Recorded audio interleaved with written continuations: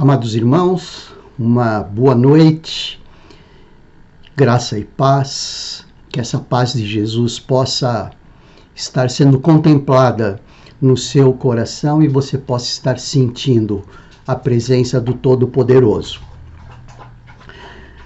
Em minhas mãos eu tenho a palavra de Deus e aberta na carta do apóstolo Paulo aos Tessalonicenses, na sua primeira carta, nessa carta em que Paulo, Silas e Timóteo escrevem à igreja de Tessalônica, escreve aos Tessalonicenses. E nessa carta, estes nossos amados servos e conservos nossos se alegram tremendamente e agradecem a Deus pela performance da igreja de Tessalônica. E eu quero compartilhar com você, meu irmão, minha irmã, no sentido de que é um sentimento parecido. Eu olho esta carta e quando eu falo com você agora, eu me sinto no lugar de Paulo, sentindo o que Paulo estava sentindo em relação aos Tessalonicenses e sentindo em relação a você. Quando o texto diz assim, a partir do verso 2, logo no capítulo 1, sempre agradecemos a Deus por todos vós, mencionando-vos em nossas orações. Diante de nosso Deus e Pai, lembramo-nos constantemente da vossa fé atuante, do vosso amor prestativo e da vossa esperança bem firmada em nosso Senhor Jesus Cristo. Irmãos, amados de Deus, sabemos que fostes escolhidos por Ele, porque o nosso Evangelho não chegou a vós somente com palavras, mas também com poder, com o Espírito Santo e com absoluta convicção. Sabeis muito bem como procedemos em vosso favor quando estávamos convosco. O apóstolo Paulo falando desta forma em relação aos Tessalonicenses. E vos tornastes nossos imitadores e do Senhor, recebendo a palavra com alegria que vem do Espírito Santo, mesmo em meio a muita tribulação. Tirando a parte em que o apóstolo Paulo faz o voto de que eles estejam sendo, ele, Paulo, juntamente com Silas e com Timóteo, estejam sendo imitados pelos Tessalonicenses, assim como eles, Timóteo, Silas e Paulo, são imitadores do Senhor. Eu gostaria muito de poder dizer para que você me imite assim como eu imito a Cristo. Seria muita ousadia. Mas o que me chama muito a atenção é a palavra de apreciação que o apóstolo Paulo começa a dizer aos Tessalonicenses: sempre agradecemos a Deus por todos vós, mencionando-vos em nossas orações diante do nosso Deus e Pai, lembrando-nos constantemente da vossa fé atuante, do vosso amor prestativo e da vossa esperança bem firmada em nosso Senhor Jesus Cristo. Irmãos, amados de Deus, sabemos que fostes escolhidos por Ele. Queridos, é muito bom nós sabermos que nós fomos escolhidos pelo Pai. O Senhor nos buscou. Como temos enfatizado com constância, nós não buscamos a Deus. Nós fomos buscados por Deus. Nós não encontramos a Deus. Nós fomos encontrados por Ele. E é muito bom saber que nós estamos numa posição tão privilegiada de termos sido escolhidos pelo Todo-Poderoso. O meu desejo é que todos nós continuemos a crescer na fé e no conhecimento do Senhor Jesus estando juntos como igreja, nessa unidade.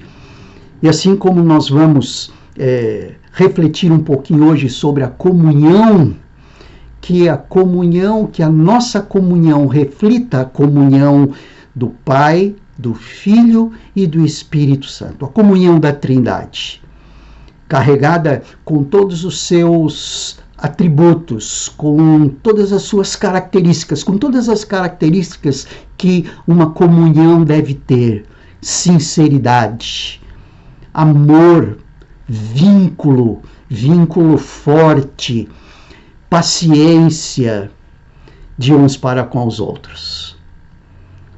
Seja bem-vindo, meu irmão, minha irmã, para esse tempo de reflexão da Palavra de Deus, nesta quarta-feira em que o Senhor permite que vivamos.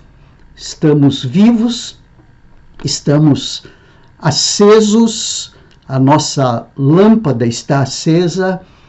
É verdade que a nossa vela já vai se queimando no eixo do tempo, é bem verdade, mas o Senhor tem nos permitido vida até aqui. E temos tido o privilégio de poder servi-lo, servindo a Deus, servindo a igreja, servindo a Deus, servindo o reino, como eu gosto de caracterizar a nossa peculiaridade como filhos adotivos que somos desse Deus. Seja bem-vindo, querido. Seja bem-vindo, minha irmã.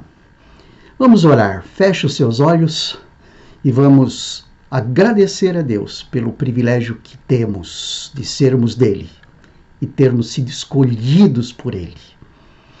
Obrigado, Senhor.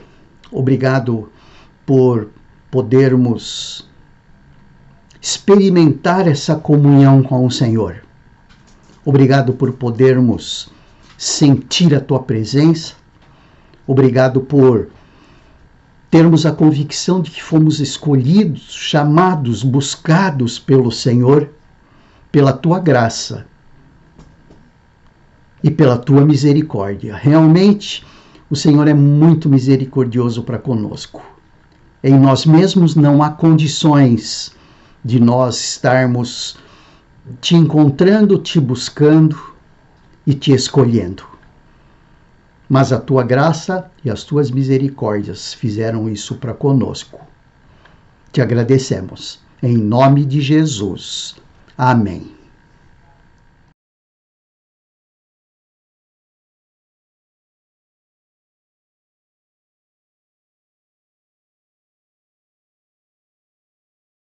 Em todo tempo eu louvarei ao Senhor, sempre estará nos meus lábios o seu amor. Em todo tempo eu louvarei ao Senhor, sempre estará nos meus lábios o seu amor. Alegrar-se no Senhor, a minha alma. Alegrar-se no Senhor, a minha alma. Engrandecei ao Senhor, engrandecei-o comigo, e todos a uma exaltemos o nome. Engrandecei ao Senhor, engrandecei-o comigo, e todos a uma exaltemos o nome. Seu glorioso nome, seu glorioso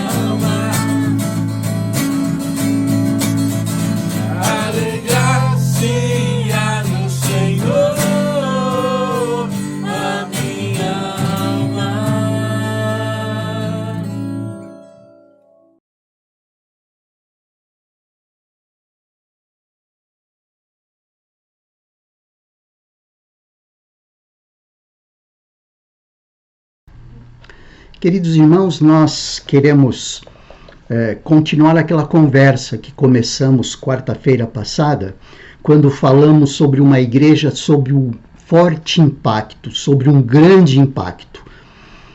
Usando até como chamada de atenção realmente os impactos que experimentamos na semana do nosso aniversário.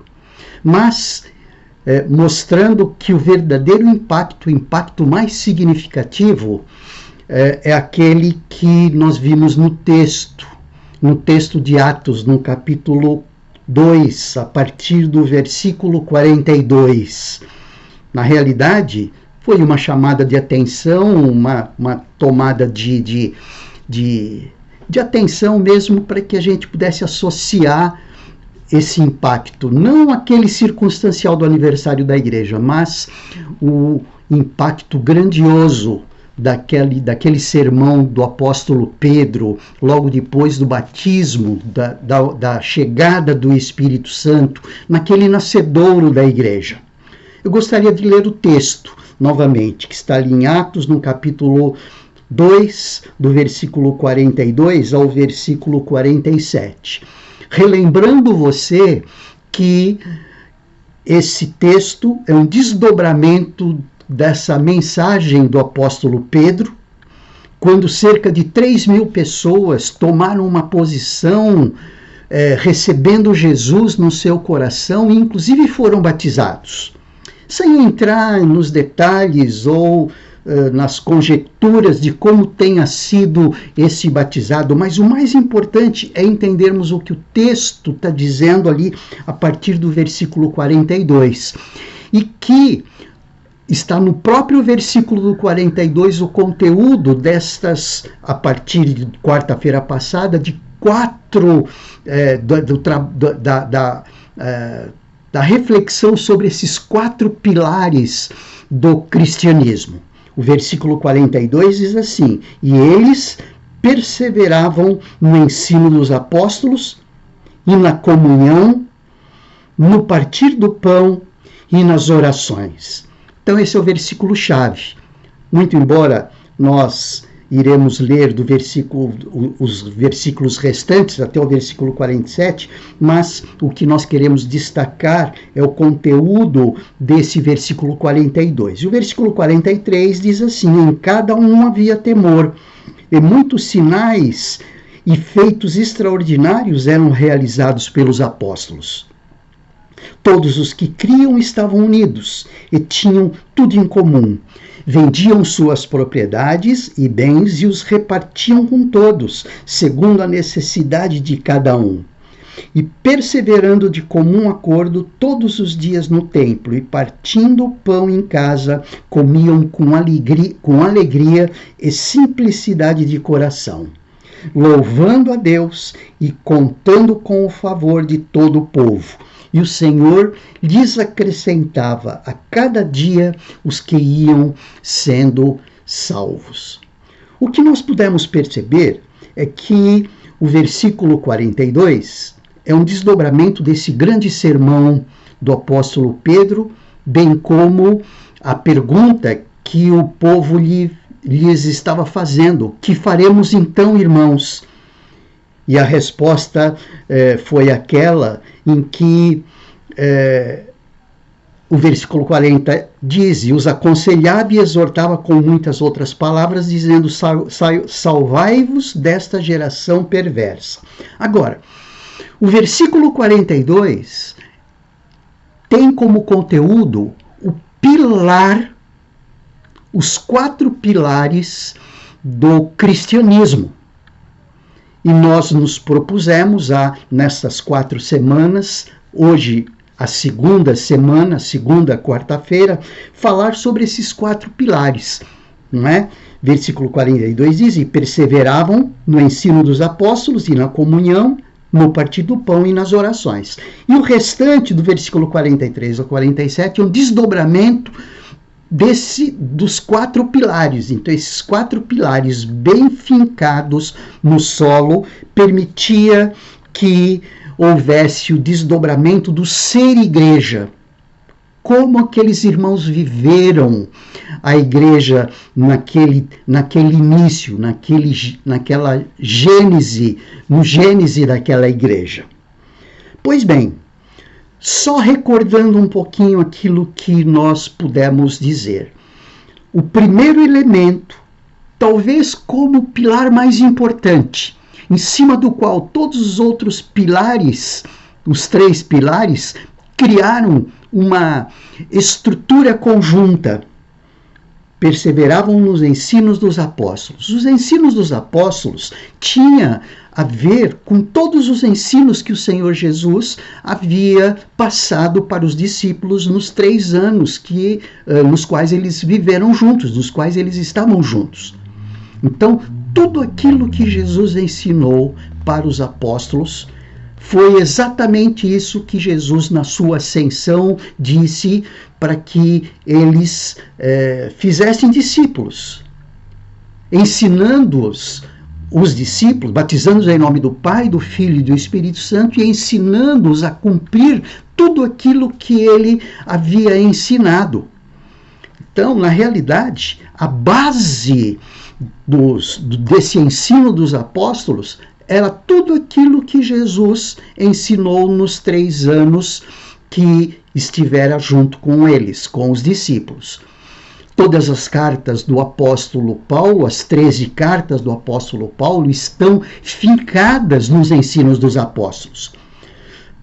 A carta de Tiago está fincada nos ensinos dos apóstolos. A de Pedro, idem. A de João, idem. O livro de Apocalipse, com o evangelista João, idem. Então, quando nós olhamos todo o Novo Testamento, nós vemos as bases desses ensinos, esse conteúdo doutrinário, esse conteúdo de conhecimento que foi passado por Jesus para os discípulos e que lhes foi exigido ensinar outros discípulos e ensinar aquilo que eles haviam aprendido.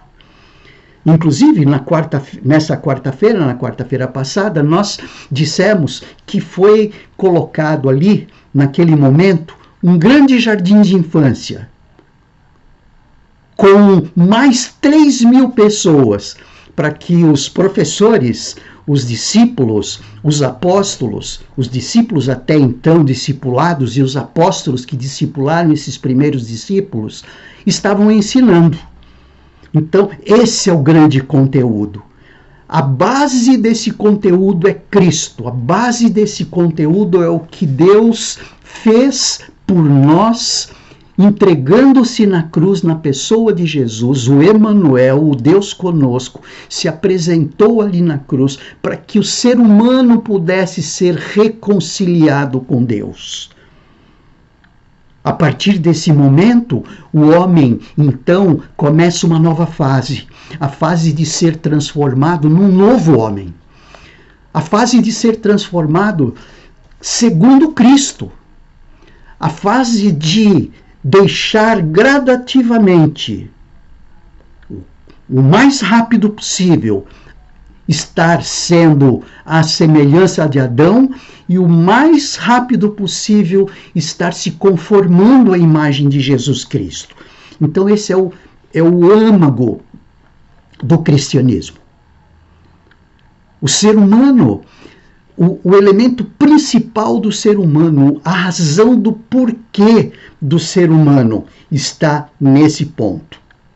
Está no ponto em que Deus apresentou-se a si mesmo na pessoa de Jesus para poder mostrar ao ser humano qual foi o homem que Deus tensionou criar lá no Éden e que por rebelião de Adão as coisas tomaram o resultado que tomaram.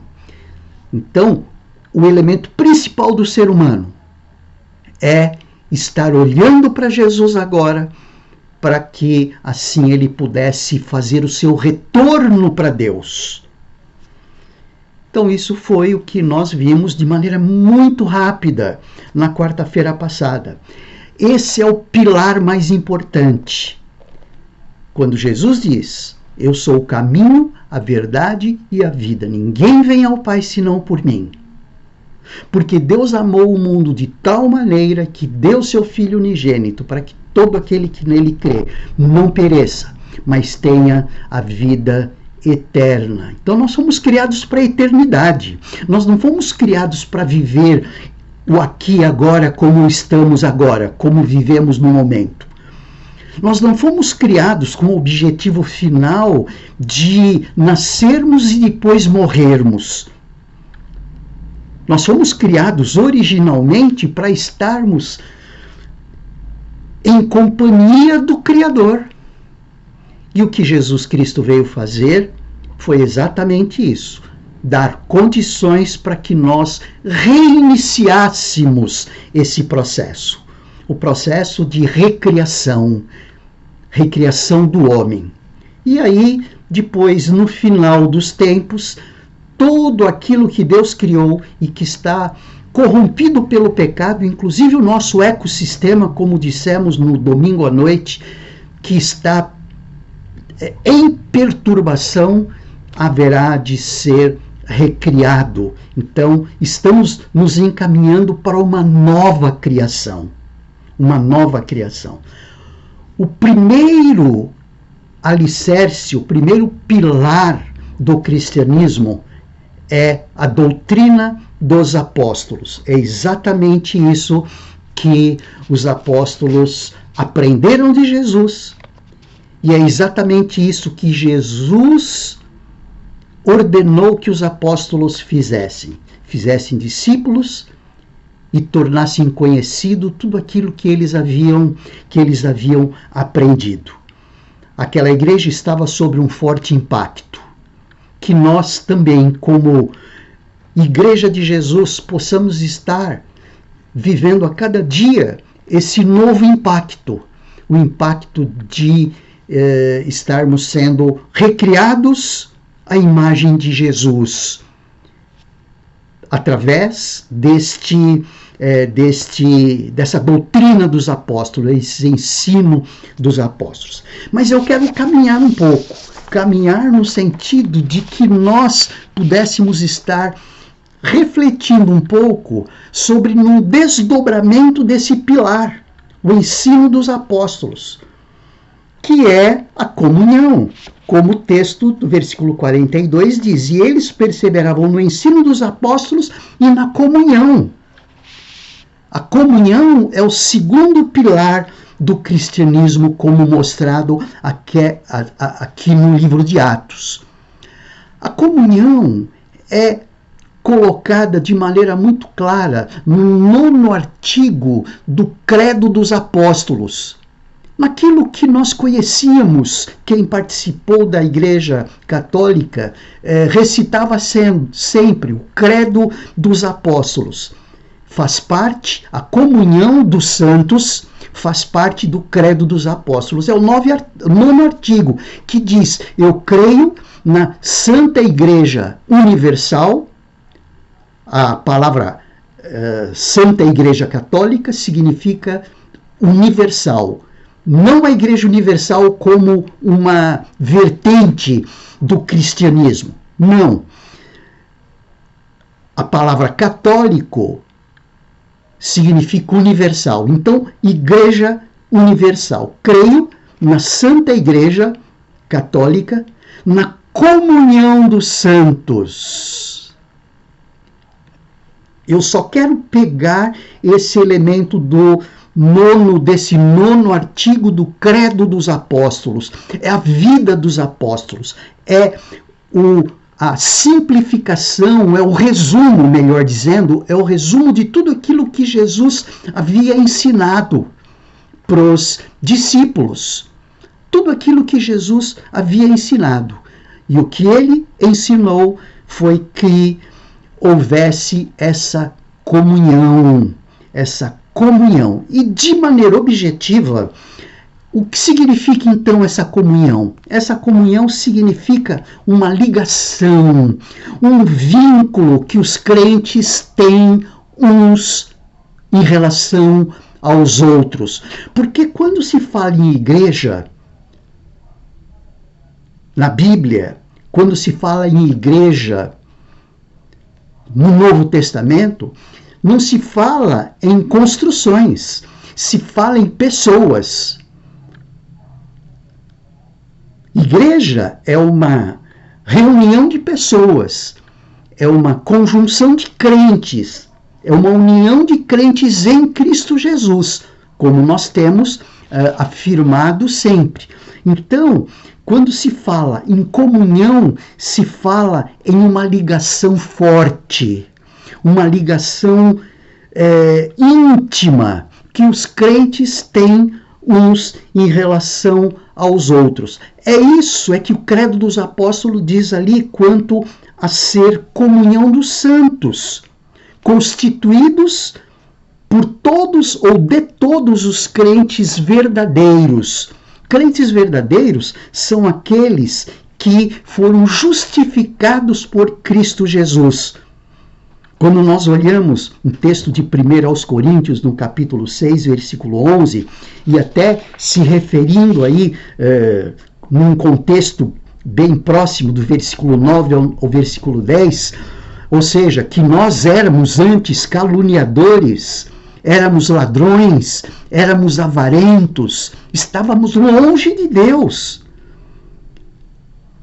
E aí o que diz é que alguns de nós éramos assim, desse jeito. Mas agora, como diz o texto, eu quero até pegar isso e ler para você o versículo 6 dessa carta do apóstolo Paulo aos Coríntios, no versículo 11, quando ele diz para nós ali assim: alguns de vós éreis assim como eram injustos, não estavam herdando o reino dos céus, eram imorais, eram idólatras, eram adúlteros, submetiam-se a práticas homossexuais, no sentido genérico ele estava dizendo, eram ladrões, avarentos, bêbados, caluniadores, cometedores de fraudes, e que por conta dessas coisas não herdariam o reino dos céus. E aí ele diz no verso 11: alguns de vocês éreis assim, mas fostes lavados, santificados e justificados em nome do Senhor Jesus Cristo e no Espírito do nosso Deus. Então, a comunhão dos santos significa a reunião, a comunhão íntima, uma ligação íntima desses que viveram ou que tiveram essa experiência de ligadura com o Espírito Santo de Deus, de ligadura com o próprio Deus na pessoa de Jesus. Por isso é que se diz que existe um aspecto de comunhão dupla aqui. Primeiro, porque nós fomos sujeitos a um direito comum de termos relações com Cristo Jesus. Uma relação íntima de comunhão com Cristo. E é exatamente isso que o apóstolo está dizendo aqui. Alguns de vós éreis assim, mas fostes lavados, santificados e justificados em nome do Senhor Jesus Cristo e no Espírito do nosso Deus. Ou seja, o que houve aí foi uma ligação íntima, foi feita uma ligação íntima. O próprio Deus começou a habitar em nós, o Espírito Santo começou a habitar em nós. Nós passamos a ter em Cristo Jesus uma comunhão íntima. É como o apóstolo João diz na sua primeira carta, lá no versículo 3 do capítulo 1, quando ele diz assim: sim, o que vimos e ouvimos, isso vos anunciamos, para que também tenhais comunhão conosco, e a nossa comunhão é com o Pai e com o Senhor Jesus Cristo. Percebam que a comunhão que os discípulos tinham com Jesus é repassada para os discípulos. Sim, o que vimos e ouvimos, isso vos anunciamos, para que também tenhais comunhão conosco. E a nossa comunhão é com o Pai e com o Senhor Jesus Cristo. Então esse é o direito comum que temos em relação a Jesus Cristo e suas dádivas. Dádiva de comunhão com Deus. Coisa maravilhosa isso. Quando falamos em comunhão dupla, nós falamos num primeiro momento essa comunhão com Jesus Cristo e depois é um chamado para fazer uso dos nossos dons espirituais entre e com os outros crentes em Cristo. Ou seja, somos irmãos em Cristo. Jesus Cristo habita no meu coração, no seu coração. Se há comunhão do Cristo com o seu coração, com os discípulos, há comunhão com você também. Se há comunhão com você e Jesus e os discípulos, há comunhão comigo também, porque o Espírito Santo também habita no meu coração. Então, além de ser a comunhão um chamado, um direito comum que temos em relação a Jesus Cristo e as dádivas dessa comunhão, também é um chamado para fazer uso desses dons que recebemos entre e com os outros discípulos.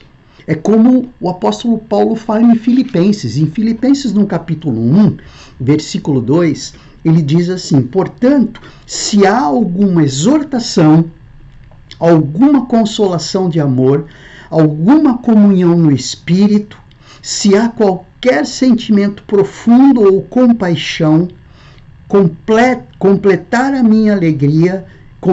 a minha alegria para que tenhais o mesmo modo de pensar, o mesmo amor, o mesmo ânimo, pensando a mesma coisa.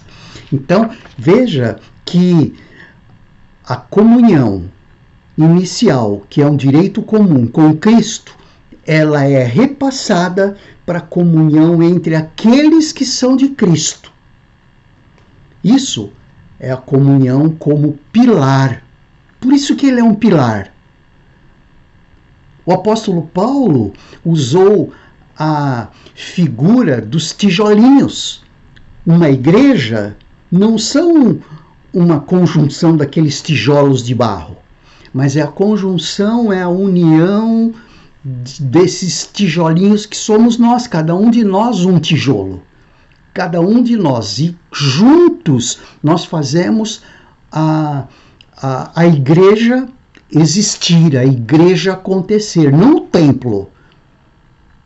É a igreja que precisa acontecer. Muito bem, mas eu queria rapidamente passar para um segundo plano, já que nós falamos dessa comunhão e o ideal que deve ser essa comunhão. Por isso que esse relacionamento entre nós é vital, que seja um relacionamento prazeroso, que seja um relacionamento íntimo, que seja realmente o que dissemos agora há pouco, uma criação de vínculo adequado. Percebemos aí que essa comunhão ela pode ser impedida por alguns fatores. Esse é um dos grandes problemas. Um dos grandes problemas em termos de relacionamento eclesiástico é que essa comunhão ideal, mencionada ali como um segundo pilar, mencionada ali como o 9º artigo do Credo Apostólico, ele pode ser impedido através de 4 elementos e que acontecem dentro da igreja e que precisamos estar muito atentos para lutar contra eles e fazer reavaliações. O primeiro impedimento é a autossuficiência. O primeiro é a autossuficiência. Quem trabalha essa ideia é J.I. Packer, não é? Quando ele menciona que a autossuficiência, Ou seja, quando as pessoas não percebem que precisam umas das outras. Isso é autossuficiência. Quando a autossuficiência se mostra dessa forma, ou seja, as pessoas não percebendo que precisam umas das outras, é o que se evidencia a autossuficiência. E isso daí é um impedimento para a comunhão. Veja, faz lógica. Eu não preciso do outro, eu me basto. Eu vou cuidar de mim mesmo. Eu vou viver como uma ilha. Não preciso de ninguém. Eu sou autossuficiente. E isso é um elemento que impede a comunhão no sentido idealizado. Não é idealizado filosoficamente, mas idealizado da perspectiva bíblica.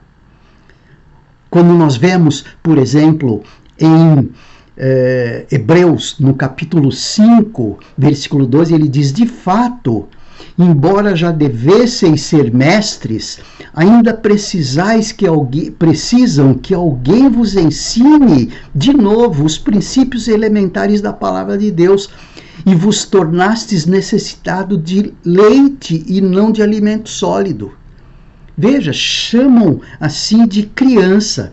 É esse senso de orgulho, é esse senso de hipocrisia que muitas vezes nós vemos na igreja.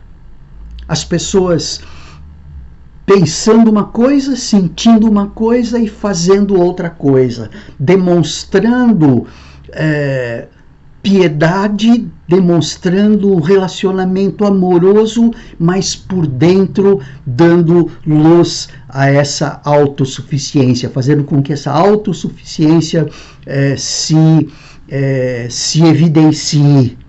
Romanos 12, do versículo 1 ao versículo 3, ele também mostra um pouco disso, no sentido de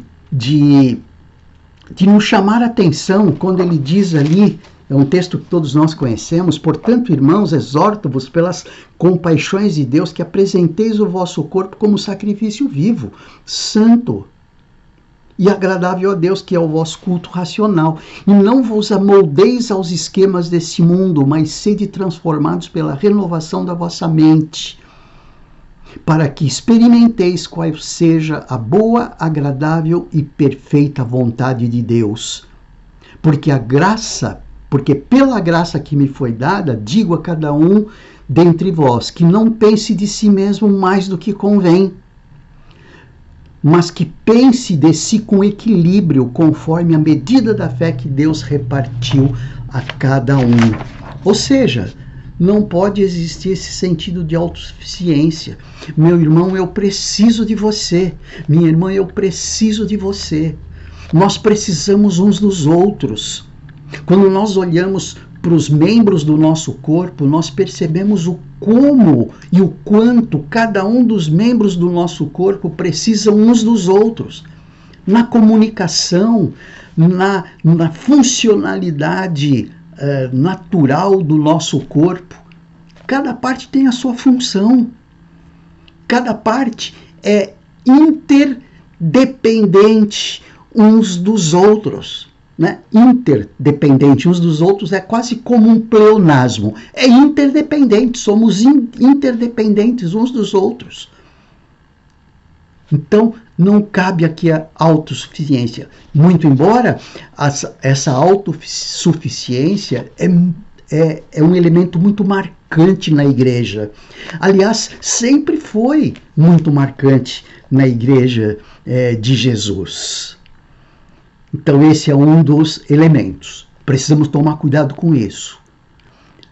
A consciência de que nós somos autossuficientes demonstra a morte espiritual do não convertido. Exatamente isso. É dura essa palavra.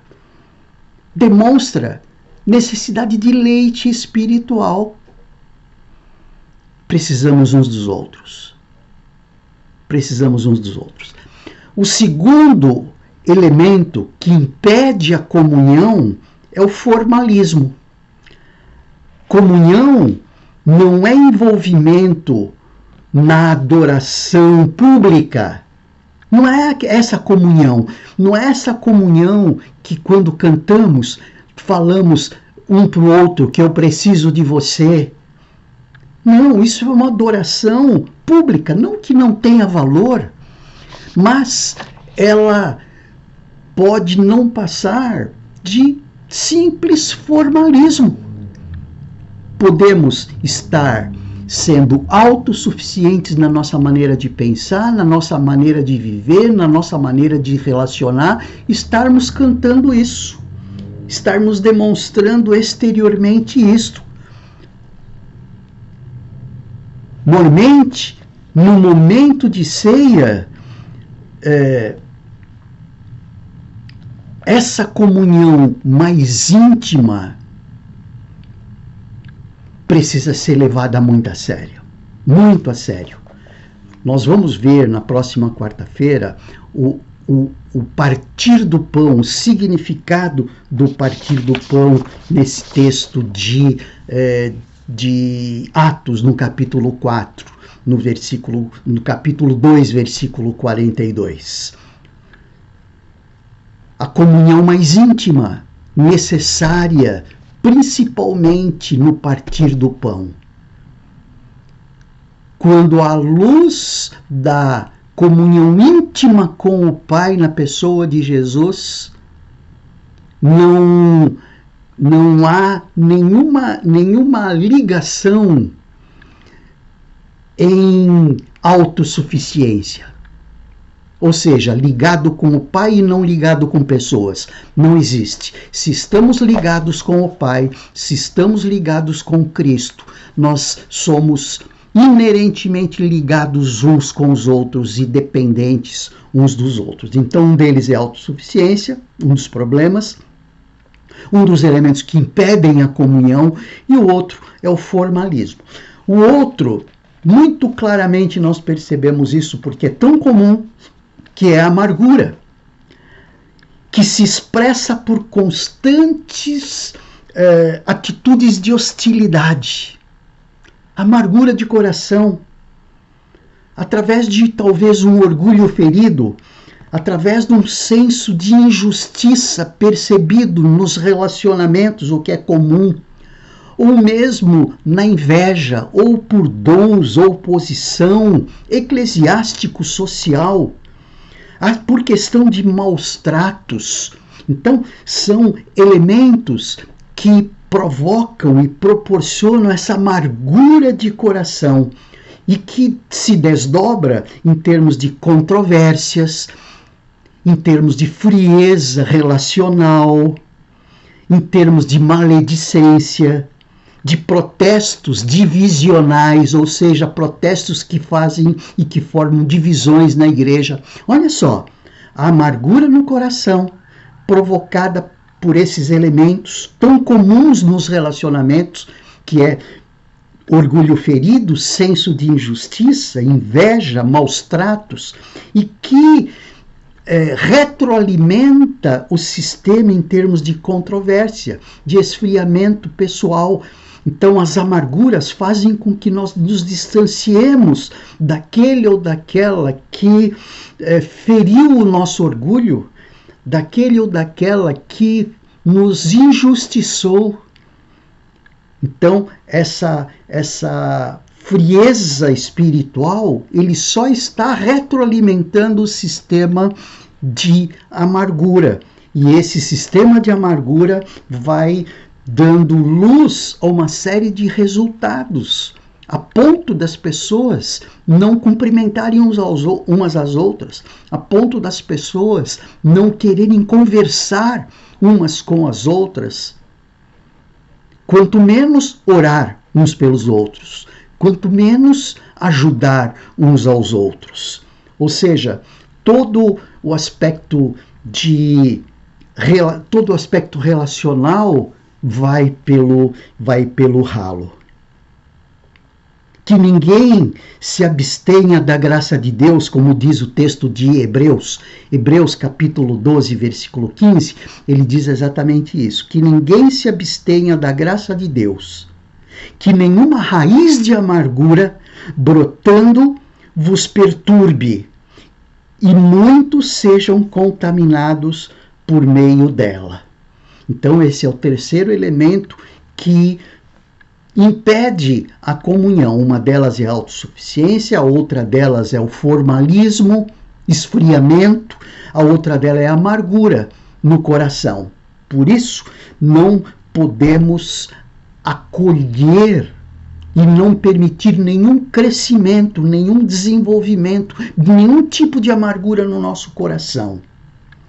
E um quarto e último elemento é o que J.I. Packer chama de elitismo. São atitudes de superioridade que produz panelinhas alicerçadas sobre o exclusivismo, muitas vezes. Muitas vezes nós nos juntamos com pessoas que pensam de maneira exclusivamente nossa, como as nossas. Aí formam-se as panelinhas, né? Onde muitas vezes essa atitude de superioridade marca: eu penso melhor, eu sou melhor, eu ganho melhor, eu tenho as melhores coisas. Tudo isso é muito fácil de desenvolver no coração humano. Então, que nós possamos entender bem, primeiro, que a comunhão, ela é muito mais do que uma comunhão, do que uma adoração pública. Ela tem a ver com relacionamento íntimo com o Criador. Ela tem a ver com um relacionamento de comunhão com Cristo. Se eu não tenho um relacionamento de comunhão com o meu irmão, eu não posso dizer que o meu relacionamento de comunhão com Deus está com uma boa nota. É aquilo que João nos ensina na sua primeira carta. Como eu posso dizer que eu amo a Deus a quem não vejo, se eu não amo o meu irmão a quem eu estou vendo? Então, a comunhão com Deus, a comunhão com Cristo, de maneira adequada, vai ser medida através da comunhão de uns para com os outros. Por isso é que a comunhão é um dos pilares importantes do cristianismo. Por isso é que a comunhão é que vai fazer com que haja todos aqueles desdobramentos mostrados no livro de Atos ali, a partir do versículo 43. É a partir dessa comunhão que há temor, que muitos sinais são percebidos, que todos tenham tudo em comum e todos estejam unidos, a ponto de, olhem só, a ponto de vender propriedades e bens e repartir com todos. Gente, isso é sério. Se não existir comunhão íntima de uns para com os outros e que refletem a comunhão nossa com Cristo e que reflete a comunhão de Cristo com o Pai e com o Espírito Santo, não pode haver esse desdobramento de Atos 2. Não pode haver a questão de perseverar de comum acordo todos os dias no templo, comendo com alegria e simplicidade de coração. Então, a doutrina dos apóstolos, um dos pilares primordiais. O segundo, a comunhão. A comunhão, que vai muito além da comunhão formal, que vai muito além da comunhão estilo adoração pública, mas que tem tudo a ver com a verdadeira comunhão nossa com Deus, a verdadeira comunhão nossa com o Espírito Santo. É aí que vai fazer com que nós destruamos as raízes de amargura no nosso coração, que é um dos impedimentos para a comunhão. Queridos irmãos, nós temos muito a arrumar nas nossas vidas, sem dúvida nenhuma.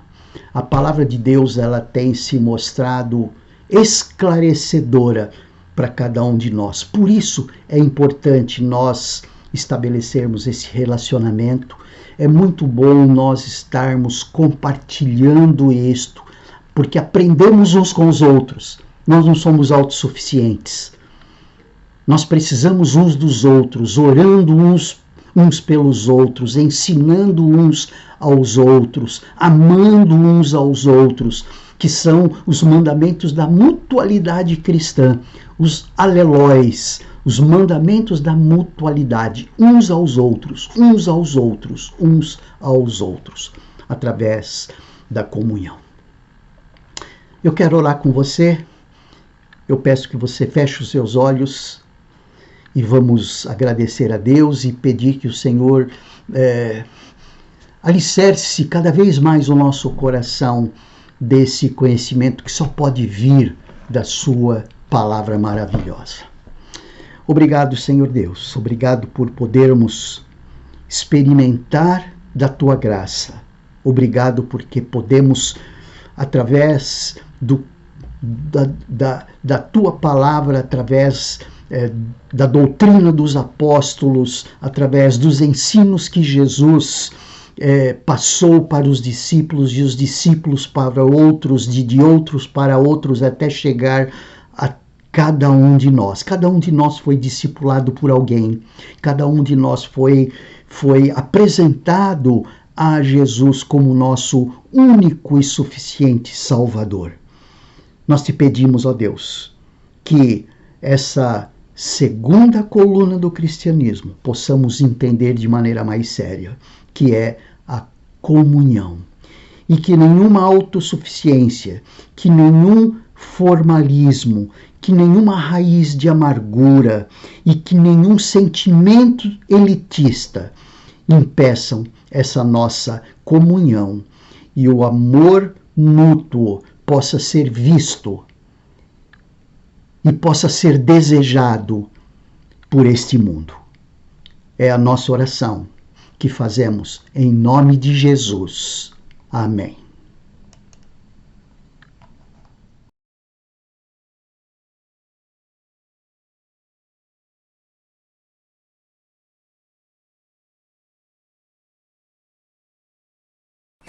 É bom te ver por aqui, no time de Deus, onde podemos cantar pra Jesus e receber dele a luz, oferecer-lhe o louvor que traz até o trono dos céus. Quero te dar um abraço de amigo e transmitir o amor de um irmão, te ver louvando aqui sempre comigo, te dar a minha mão e estar por perto da tua tristeza e da alegria contigo sorrir. Sentarmos juntos com toda certeza, será bem mais fácil seguir. Será bem mais fácil seguir.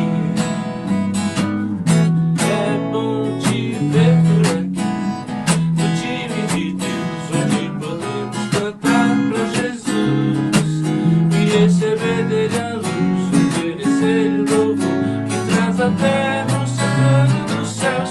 Quero te dar um abraço de amigo, te transmitir o amor de um irmão, te ver louvando aqui sempre comigo, te dar a minha mão e estar por perto da tua tristeza e da alegria contigo sorrir.